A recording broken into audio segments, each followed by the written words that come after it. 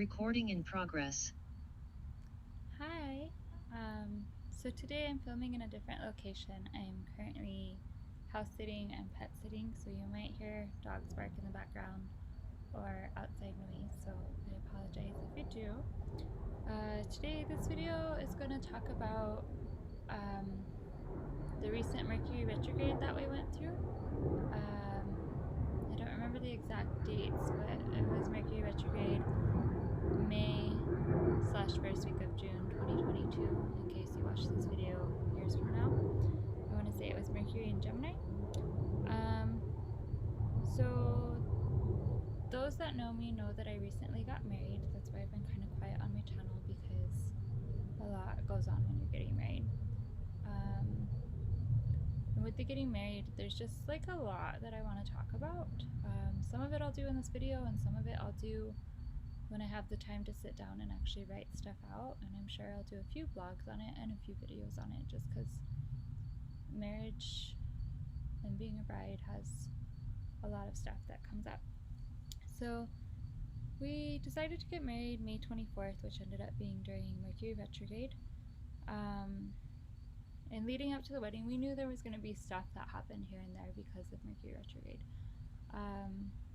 However, I think that this retrograde really helped establish like healthy patterns for us as a couple on like how to navigate stress and like stressful situations, and how to handle things as a team instead of like as individuals getting like overreactive about things.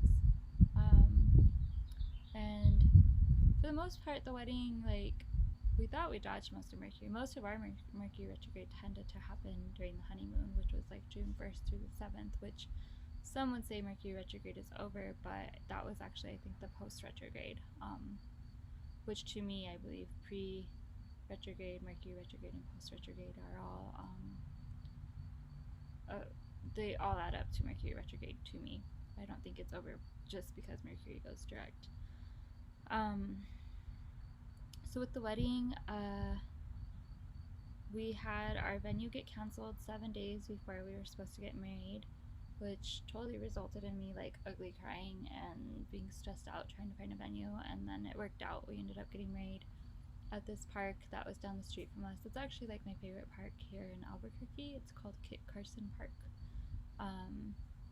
And it was really, really beautiful, and the park was actually the first place that I wanted to get married at. However, we had kind of agreed not to get married there because they don't really have bathrooms, and we had a few older folks that we were worried about them being able to access a bathroom with ease.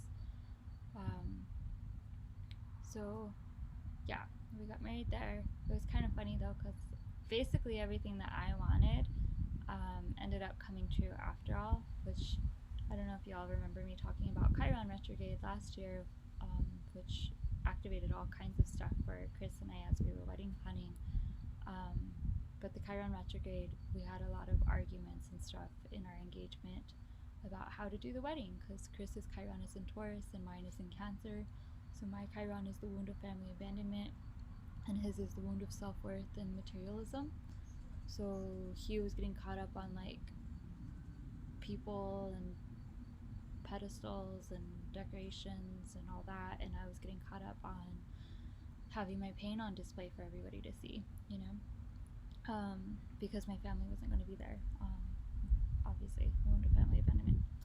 So a lot of stuff that I originally wanted ended up like getting compromised for Chris, which part of it was me like trying not to be a Grinch, and then part of it was just me compromising. It's kind of funny we're talking about that as I had the blue hair on. Throat chakra. Hey. So anyways, it was cool that the wedding was at the park, because that's where I originally wanted to get married, and it's a beautiful, beautiful park. You can see where we got married in my most recent video that was before this. It's our Sacred Union video. One day before the wedding, the person that was supposed to do the food, he ended up canceling on us. So like he wasn't cooking the food. We had already like got the food stuff figured out, which that was also part of our retrograde, because we were originally going to do a reception at this like little bistro place that Chris's friend worked at, but then his friend ended up quitting, and we had to like improvise, and the food again ended up being something that I wanted, because I just wanted to do like sandwiches and salads, and Chris was getting caught up on like fancy meals. So anyways, the same guy that canceled on us then ended up canceling on us when it came to like dishing out the food for us and being kind of like our food bouncer. And that was one day before. So yeah, that all of that was like frustrating. And then the venue got canceled because here in New Mexico we've been having tons and tons of forest fires, and we had decided to go ahead and do our wedding out in the mountains because our first venue also got canceled because we had wanted to get married in the courtyard at our apartments, and then landscapers came in and tore up our courtyard and it looks like crap. So as you can tell, Mercury Retrograde has had our wedding all over the place. However, like that stuff didn't really like phase us too much because it was so far out for the most part, minus like the 7 days and the 1 day, that like we were able to like really quickly like recalibrate. I did get really burned out with the wedding because for a while I was the only one like setting up venues and doing the research for venues, and I was the one that was looking at like quotes for food, and I was doing all the wedding registry stuff and the getting on to people about RSVPs, which by the way, if someone invites you to a wedding and they ask you for an RSVP at a certain point in time, it's highly disrespectful to like poke ass on RSVPing. Like I thought it was just me being like hardcore on people, but I was reading articles about other people and their weddings and do's and don'ts, and a lot of people say like it's poor guest etiquette if you don't RSVP in a timely manner. Like it's cool if you say no, it's fine if you say no, and it's fine if you say yes, but please do it in like a timeline that the bride and groom ask for, because bride and groom don't always have their weddings paid for by people, and they're saving money for the wedding and they need time to save. So just putting that out there. But anyways, I was getting stressed out with managing RSVPs and getting on to Chris about having his people RSVP. And then like I was managing the wedding website because we decided that was more cost efficient, because stationery was like $300 for I think 50 invites or 60 invites, I can't remember. Whereas like the wedding website, it was free, and then we only had to pay $20 for paper invites for like the older generation that needed like paper cards, you know. So yeah, eventually I had to have a talk with Chris about that and tell him that like my feminine energies were like super burned out because I was so in my masculine and I wasn't even getting to be in my feminine energies with the wedding planning. I like, because I was so busy doing things, which that's a very masculine oriented thing. So I was like doing, and I think the only downtime I really got in my feminine energies is when I went in for my first and second wedding facial. That was so nice to just lay there and not talk and just receive. But it showed me how burned out I was. And then it was frustrating too, because with my feminine energies, like people always talk about the bride getting like spoiled and stuff like that by like her bridesmaids and yada yada. But like all my people live in different areas. They don't live here in Albuquerque for the most part. So I didn't get to do a bachelorette or a bridal party or anything like that. And unfortunately, like I thought it would work out. I had set up a bridal brunch the day after the wedding because I figured people were traveling, and since they were traveling, they'd be in town still to do the bridal brunch at least. But a lot of people RSVP'd for it and then completely forgot they RSVP'd for it, and then the bridal brunch didn't really happen. So for me, that was kind of sad because like I feel like the feminine energy is also about like community and sisterhood and intuition. And I mean, not just like sisterhood. For me, I would say sisterhood, but I realize males have feminine energy too, and they're not like, oh, I'm gonna go hang out with my girls. But I guess it would be more community. And so I didn't really get any of that during the engagement or the wedding. Like wedding festivities, I should say. The wedding was great. I had all my soul tribe show up, which really meant a lot to me. I like was really worried about the wedding being difficult because I grieved so much during the engagement for my inner child. I thought that maybe the wedding would be like a really, really painful day because the lack of like biological family members. And actually, I didn't feel a shred of sadness that day at all, because I did have one biological family member, my cousin Kate. She came, which was awesome. And then I had all my like self-made soul tribe show up, which I don't know, like it's like I knew they were self-made family and I knew they were soul tribe, but like seeing everybody in the same place at once, like it was such a beautiful feeling. And seeing like all my friends like come together to like do the decorations and set up and all that, and to like hold space for me and just love me, like it really helped me get through that day. And it was not nearly as emotional as I thought it would be. Like there was one point where I did get really emotional because my best friend of 25 years, 26 years, she was there and she was trying to tell me that her dad forgot his heart pills, and so they had to drive back to El Paso, which is like a 4-hour drive. And she only had a few minutes to tell me because it was in the middle of photography. And I think the photographer got a little overwhelmed and kind of like shooed her along. And I mean, it wasn't like quite like her fault. She didn't know who the person was to me, but Chris's side of the family had totally just gone crazy with taking photos and arranging photos and busting out their phones, and they just added so much chaos, and it was like mob mentality. And so since I think the photographer got a little overwhelmed, my friend just got shooed along, and I didn't really get to say much to her, which really hurt my inner child, because like that person is like from my roots. Like I was like I think 6 when we met, and I think she was 4. um, and she like adds up to like the equivalent of my family having been there. um, so that was like the only time where I did feel kind of sad that day. Which also, just saying, with photography, wedding etiquette, if the bride and groom are doing photography, please do not go bother the bride and groom as they're doing photography. It's highly stressful to do photography and to keep it organized. And we had talks about it, and we were organized. However, Chris was kind of a groomzilla that day, and like he just did not know how to say no and didn't really have boundaries, and he just got rushed really easily by his family. And I think boundaries are kind of new for some of them. And so like yeah, our photography did not go quite how we wanted. Like our photos came out beautiful, but like we only got like a handful of just like us, because people just kept like, oh, we should get a picture together, we should get a picture together, or oh, take this picture again with this person in this picture.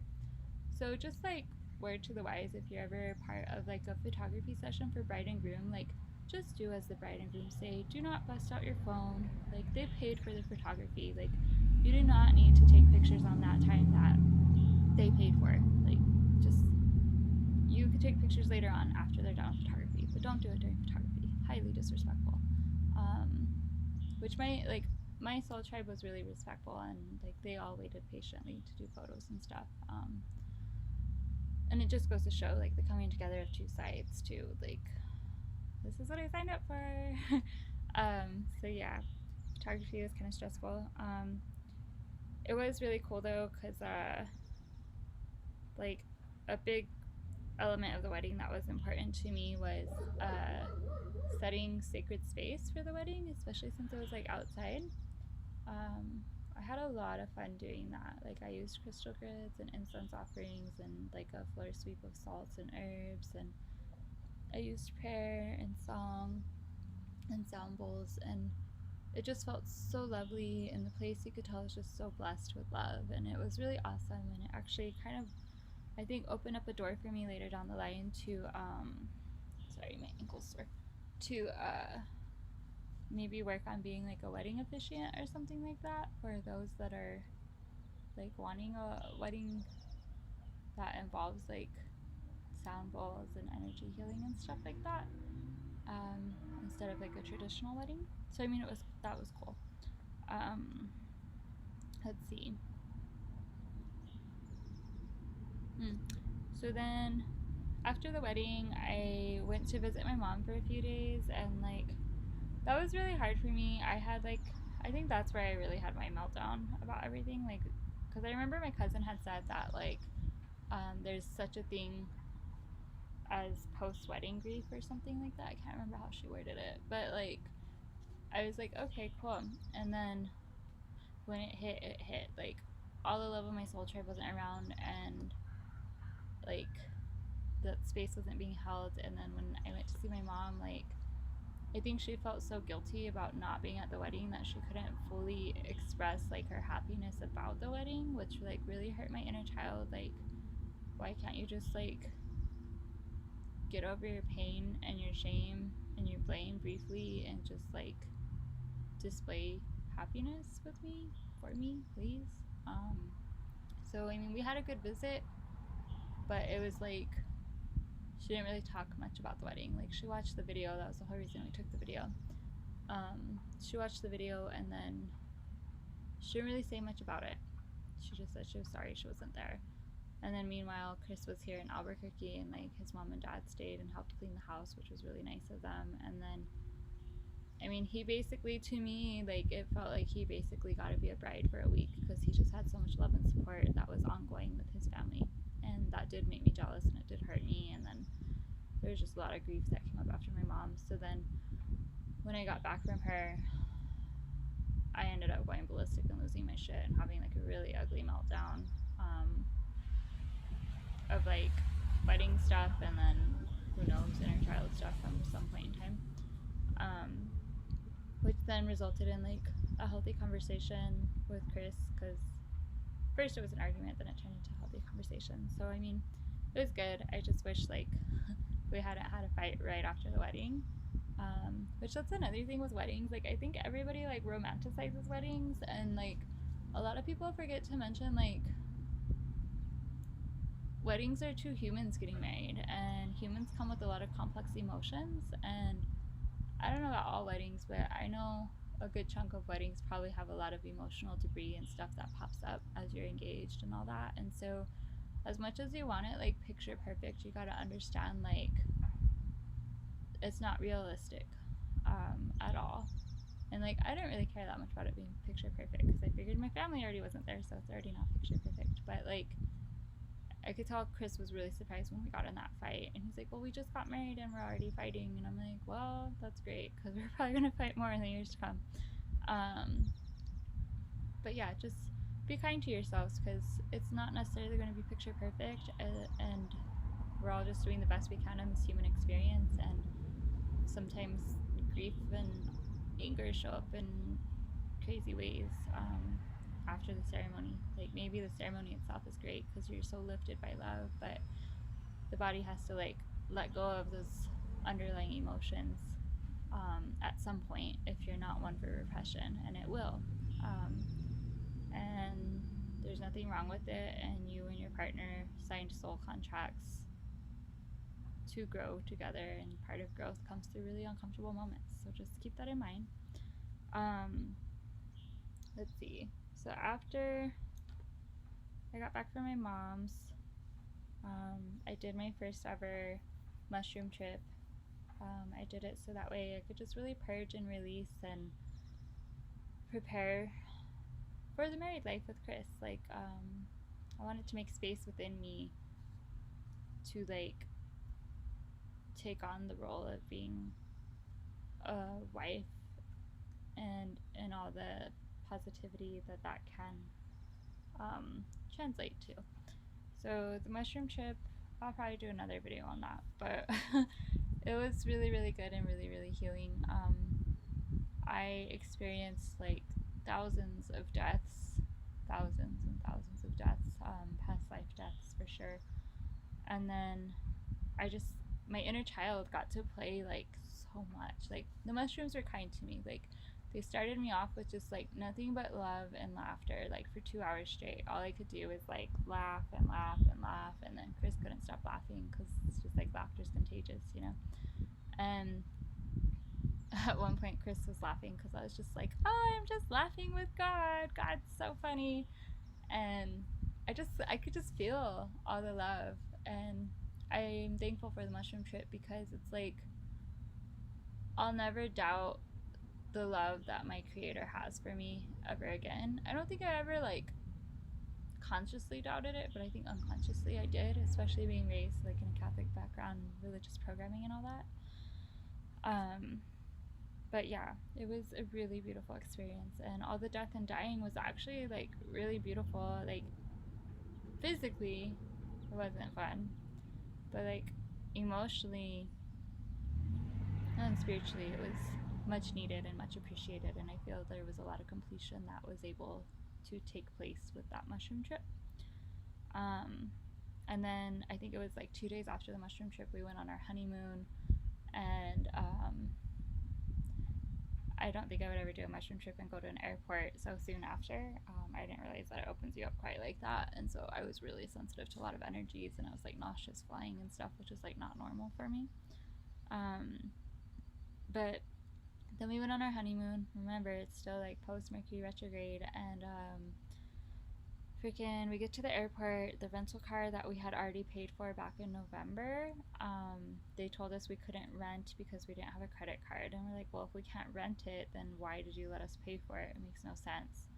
And that was on Priceline, and that's the second time that's happened to me on Priceline, so just keep that in mind.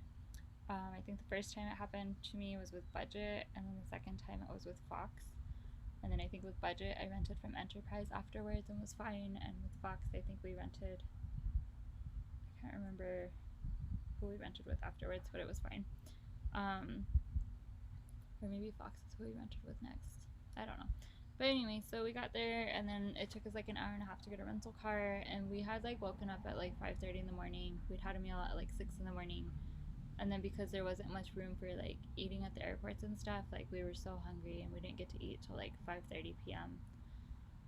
That day, which was at a really awesome like Cuban restaurant that the car rental guy told us about. I love asking locals about where the good food is because they never lie. They always have the good food. So then we went to eat, and then we like headed to downtown Tampa to go to our Airbnb, and like I was like, oh, I bet you there's a passcode to get in the garage, you know? So then we tried the passcode for the garage, and we tried the passcode we thought was for the garage, and it didn't work. So then I messaged the Airbnb chick, and as we're sitting there in the parking lot, she's like, oh, I'm sorry, I meant to tell you that like we canceled on you guys, like we meant to cancel on you guys. And we're like, what the fuck? Like we're like, Mercury's like totally in action now. So we're like, all right, whatever, like we have the money to find another Airbnb. So we did, and we got one like 45 minutes away, which when we got there, that Airbnb wasn't cleaned at all. And so I messaged that lady, and then she was like, oh, I have another unit, it should be clean. And so we went, and it was clean, and it was fine. But then later on she tried to like charge us $200 for like a ring that was made on her table, and I'm just like, I am not paying you $200. Like, go fucking buy a placemat or something and cover it. Like, that's just shiesty. So yeah, total Mercury retrograde. But the rest of the trip was really well. And then the next day we went to Sarasota Beach, and Sarasota like is one of the places that I had been recommended to like check out moving to for like my Reiki business, and I hated it. It was like so bright. I've never been to a beach that had such like bright sand. I'm just used to like Virginia beaches and like Texas beaches, and it was so bright, like it made my eyes just constantly stream and stream and stream, which I was wearing glasses because I was at the beach and I don't want to wear contacts in salt water, and then the salt water felt like it was even saltier than normal, which apparently that is a thing. I didn't know that. And so I was like, oh my god, I fucking hate Sarasota. Like, I hope I'm not supposed to live here, you know?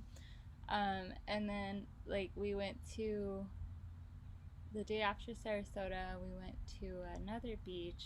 I don't remember where it was. I think it was, oh, we went to Clearwater Beach, and I, like, loved Clearwater so much. And had such a great time in Clearwater. And then we met a waitress there that referred us to another beach that more of the locals went to called Indian Rocks Beach, and that beach was great too. And then St. Pete's Beach was awesome. So like I realized like via Mercury retrograde, that God was trying to ensure that I did not get hooked on Sarasota and then miss out on the actual location that Chris and I would most benefit from moving to. So I mean, it worked out. It was unpleasant the first day, but then it was fine. So yeah, like that was our Mercury retrograde. And then I don't know if y'all remember from my last Mercury retrograde video when I got the tattoo on my neck and like the nightmare that whole thing was. So this Mercury retrograde, I like went ahead and reprogrammed the neural pathways. And I did get a tattoo during Mercury retrograde, which I said I never was going to do, but I wanted to get it on time for the wedding because I wanted it to be healed for photography in the beach, and it came out beautiful. So seems like I learned what I was supposed to learn with the one tattoo in order to get this tattoo. So yeah, that was like the wedding and the honeymoon experience during Mercury retrograde in like a nutshell. And I just wanted to make a video and share that, so that way you could hopefully learn from it, expand from it, think on it. I don't know. I just like sharing to kind of help people along. Anywho, I hope that was helpful, and I will see you next time. You enjoy the rest of your morning, afternoon, evening. Thank you. Namaste.